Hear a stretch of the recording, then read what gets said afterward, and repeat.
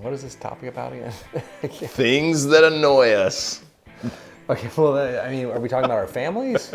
I mean, I'm sure we could. I'm sure we could come up with a list. Don't do that. We're talking about ourselves. No, we're talking about things that guitar players do to annoy everyone. And annoy the people in their band, annoy the people that are sitting around them watching TV.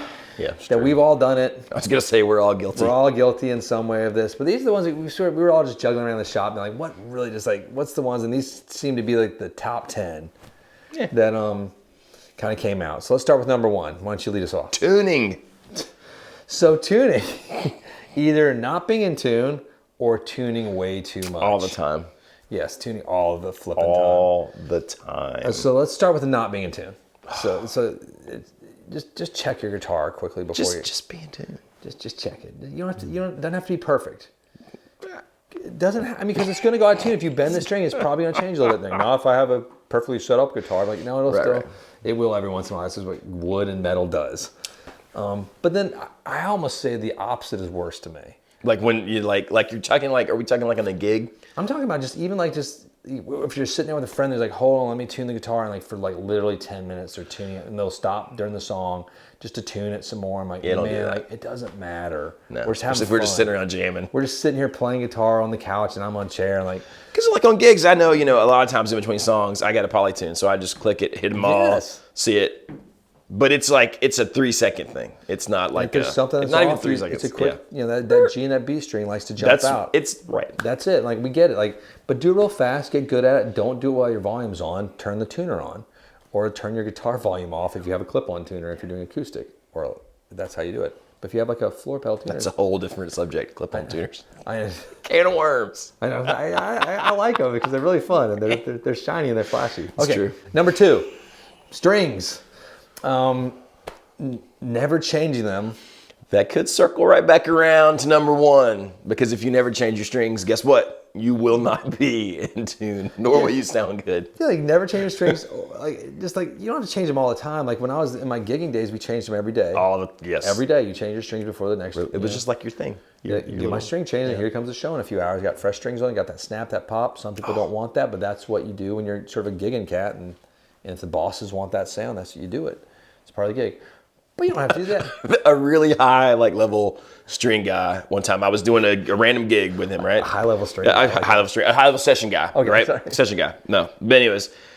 And so I am like thrown in with all these session guys. Like all these guys were so much better and more important than me. And the artist that I played for, it was just like him throwing me a bone like, oh, you can come play acoustic guitar for this showcase. And I was like, cool. So I'm sitting there. We had just done our run through sort of / rehearsal. And I'm looking at my acoustic guitar and I'm like, should I change these strings? And he's like, always change your strings. The answer is always yes. And I was like, yes, sir. I'm sorry. That kind of scared me. I didn't know what just happened. It scared me too. I was like, oh my God. It was good. So that's the answer. God, that's a lot of videos, like just funny things that have happened to us like in the gigging life. And yeah, I got some all sorts of fun. I've been punched like by the people I work with. It's, in a constructive way. I'll get into that another time. Or not cutting the strings off the top. Yeah. That's the thing. Just like hanging out like I get it. Like when I was 13, I thought it was really cool too. Cause like, look, I'm rough and rock and roll and ratty and edgy, but I'm not 13 anymore. If you're 40, just cut the strings. Cut the strings. Yeah, it doesn't work. It's not cool. It's annoying, especially when you bring it to the guitar shop to restring it, and you want us to like leave it up there. Like we'll do it because that's what you asked for. But it's like, no. But no, it's just like no. But I have to worry about like the tetanus-inducing like nasty wraps up there anyway. And don't knot them either when you're tying them into your strings when you change it. Let's move on. Number 3, this one's having way too much gear. Like it's a relative thing. It's like I know, like well, let's just say like you come and you're getting ready to do your gig, like like hey, I'm playing here. I'm playing my worship band or something. Yeah. Let me get my pedal board. And you're like, can somebody help me carry it? When you have to ask that, that's usually like you probably don't need. Maybe you have too many things. You might not need that much, or just like the system chain the things that could go wrong within that are multiple. Or when you're like, help me grab my 3 amps for my wet, dry, whatever rig. Yeah, too much. It's sometimes just like a small little combo, or don't get me wrong, like that's not my jam either. I like big, heavy, loud amps, but you don't need to have 50 amps for the bar gig probably. Just have the gear appropriate for the venue or the space or the jam you would be in. Or a pedal board that's carryable by one person. I mean, like if you should be having giant stacks and multiple amps and a pedal board that can be carried. If you have roadies, that's fine. If the gig calls for roadies, have at it. And number 4 falls right in line with that, but particularly guitar related. Schizophrenic guitar swapping during your show. Now, unless you're the Edge, I'm not talking to him. He can do whatever he wants. He does switch every does. song, and that's fine. Because he's got his guitar specially dialed in with that, Yeah. all the algorithms and everything for each song. But he's the Edge. He's playing to 30,000 people a night. If you're legitimately every song's in a different tuning, cool, do it. Swap guitars. But don't do that to yourself. That just seems like a nightmare too. But in general, one electric guitar, maybe a backup one. That's what I do, and it stresses me out almost to change. I'm Right. just now getting to where like I think through. Okay, I'm going to do these 5 songs that are humbucker songs, and these 5 that are single coil songs. But I do them like that so that it's one change. And really, it's just in your head that matters. 'Cause no one it doesn't knows really matter, in the audience. yeah. Like, Nope, it's totally for wow, me. man, he was playing that song with a humbucker. Yep. It's like no one cares. No one cares. The number 5 is one that sort of you would have a lot of experience with in Nashville. Slow to get your gear off the stage. Move it on. Move it on. There's nothing worse, especially when we were doing the quick changes over on Nashville, and you're ready to get up, and you need to be right there, and there's no real sound check anyways. And then the guys are like talking to people and counting money and finishing their drinks on stage. Like, do all that stuff, but just do get it your elsewhere. jump and go. Yeah. Yeah, and the same in New York. Like with the you finish the show and like you're really doing 30-minute sets. Right. And then you have like 15-minute changeovers. Get off, yeah. It's because there'd be like 5 band sets per night at the decent venues, and people would just be wandering, having their beer, like trying to like have like the of the 10 people that came, like and the one girl that's there to talk to you. Flip side of that too. Don't be in the band's way when they are trying to get off the stage. Right, like, move be aside. courteous. You're like, don't go stand up there and just like, be among them. Like, give them a step, give them a second, and then everything goes smoother. Now 6 goes to all of our new guitar players. It's learning to play everything instead of learning to play something well.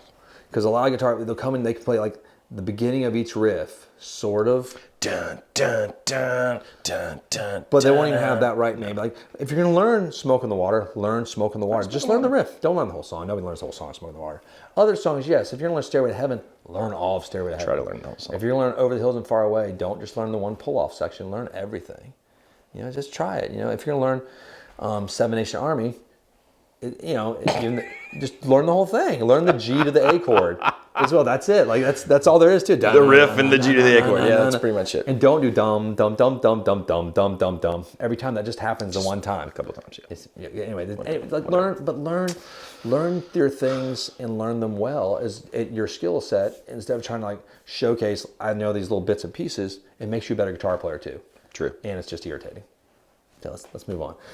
Number 7. This is the weird one. It's like, I guess, just what would you call that? During a sound check, right, or anytime on stage, don't be that guitar player showboating and chugging along his licks while everyone else is trying to get tuned up and sound checked. Yeah. Well, I've even been with guys where like you're sound checking, you're like dun dun, and they start soloing to that, and you're like, wait a minute. No, we're just I'm getting levels. Yes. I'm just getting levels. It's all we're doing or something. I'm just seeing if it's in tune and it's playing through my amp and it works. And I've probably done that like when I first started, but you realize, if you're with real dudes, they tell you pretty quickly, hey, that's dumb. Don't do that. Well, and I'm a big fan of like, if you actually are like in a band that's doing sort of okay and like, don't be like noodling on stage and like giving away like just like save a little excitement. Like just like, you don't want to let people hear like the power of your amp yet. Like just, that's awesome when it first kicks.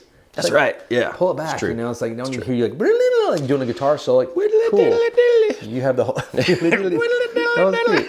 Now we jump to number 8. We're getting close to the end here. Okay. So this is one that you brought up. This gets me like clean under your strings.